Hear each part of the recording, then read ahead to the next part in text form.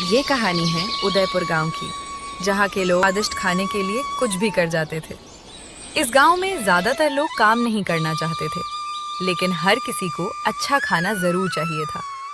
वहीं दूसरी तरफ मनोज खड़ा था, जो चुपचाप पूरी और सब्जी को देखे जा रहा था। काश मेरे पास भी इतने पैसे होते जिससे मैं भी कोई ठेला लगा पाता। वो कुछ देर बाद उसके पास आकर खड़ा रहता है। तभी बाहर ठेले वाला बोला, ओ भाई, लेना है तो लो, वरना रास्ता मत रोको। चलो चलो आगे बढ़ो, यहाँ खड़े मत रहो। अरे गुस्सा मत हो भैया, मैं जा रहा हूँ, पर मैं भी एक अपना ठेला खोलना चाहता हूँ। अच्छा, तू लगाएगा ठेला? चल चल अपने घर जा, ये तेरे बस की बात नहीं है। मनोज टूटे मन से अपने घर चला आता है। वो एक छोटी सी झोपड़ी में रहता था और उसकी एक पत्नी थी जिसका नाम सावित्री था। क्या हुआ, आज इतने उदास क्यों हो? मैं भी ठेला लगाना चाहता हूँ, लेकिन सब लोग मेरा मजाक उड़ा रहे हैं। लोग क्या कहते हैं वो मत सोचो, अगर तुम ठान लो तो सब कुछ कर सकते हो।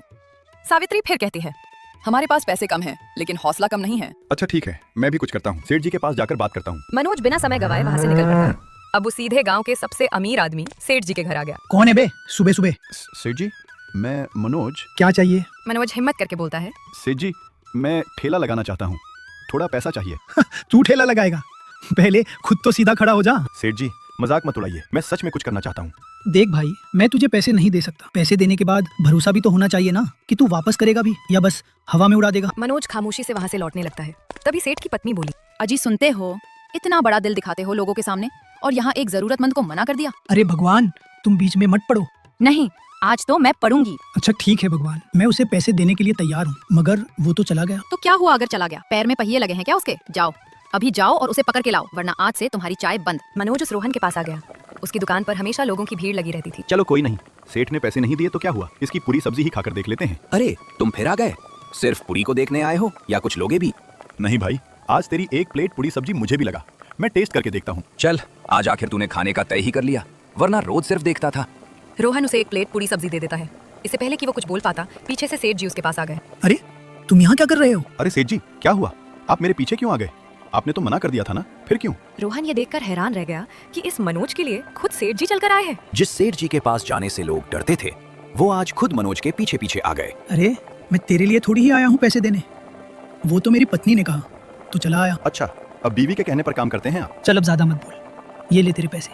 और हाँ, अगर जल्दी ही तूने पैसे नहीं दिए ना तो मैं तेरा ठेला उठा लूंगा। मनोज तुरंत वहाँ से निकल गया, पर उसे पता नहीं था कि सावित्री क्या कहेगी। कहाँ थी तुम इतने देर? वो काम से गया था। काम से या खाने से? अरे नहीं नहीं, इस बार सच में काम की बात है। अच्छा तो बताओ क्या प्लान है? अब मैं भी दुकान खोलूंगा और कुछ यूनिक बनाऊंगा। पहले ये बताओ पैसे कहाँ से आएंगे? सेठ जी ने दिए हैं पूरे 5,000। सच में? हाँ, अब देखना हमारा भी नाम होगा। जाओ और बाजार से सामान ले आओ। पर एक सेकंड, तुम ठेला किसका लगाओगे? ये तो बताया ही नहीं। मनोज कुछ देर सोचता रहा, फिर बोला, आ गया आइडिया, मैं अब छोले भटूरे का ठेला लगाऊंगा। पर छोले भटूरे ही क्यों? क्योंकि अगर मैं पूरी सब्जी लगाऊं तो रोहन कहेगा कि मैं उसकी नकल कर रहा हूं। मनोज बाजार जाने लगता है। बाजार में पहुंचकर उसने चारों तरफ देखना शुरू किया और एक अच्छी दुकान ढूंढने लगा जहां सारा सामान सस्ता और बढ़िया मिल जाए। और वो देखने के बाद एक परचून की दुकान पर चला आया।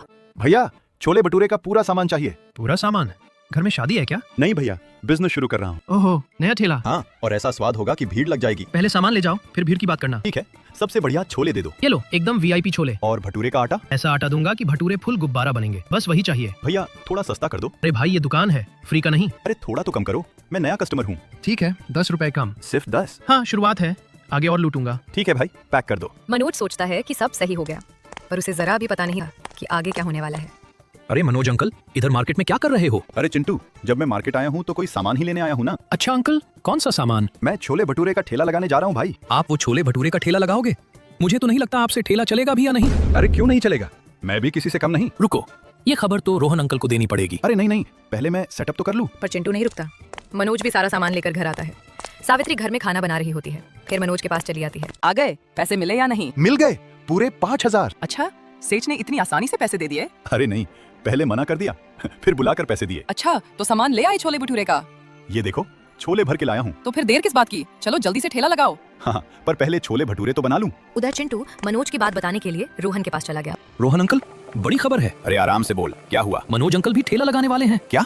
किस चीज का ठेला? छोले भटूरे का। अरे पूरी सब्जी के पैसे तो दिए नहीं और ठेला लगाने जा रहे हैं। अब तो गांव में 2-2 फेमस ठेले वाले हो जाएंगे। रोहन थोड़ा सीरियस होकर सोचने लगता है। अगर इसने भी ठेला लगा लिया तो कहीं मेरे ठेले का ग्राहक कम ना हो जाए। जरूर ये पैसे उसी सेठ ने दिए होंगे, पर कोई नहीं, मैं भी देखता हूँ कैसे ठेला लगाता है। अगले दिन मनोज अपना ठेला बाजार में लगा देता है। उसके ठेला लगाते ही चिंटू वहाँ आ जाता है।